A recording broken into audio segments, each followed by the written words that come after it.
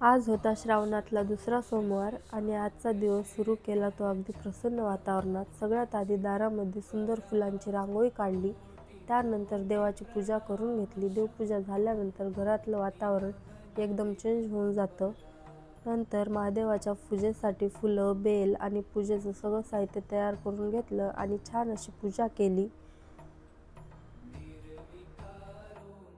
नंतर इकडे मी जेवणाची तयारी करत होते. आज साधा सुद्धा जेवणाचा बेत होता. इकडे मी गरमागरम चपाती करून घेतली. तुमच्या पण टम फुगतात का चपात्या?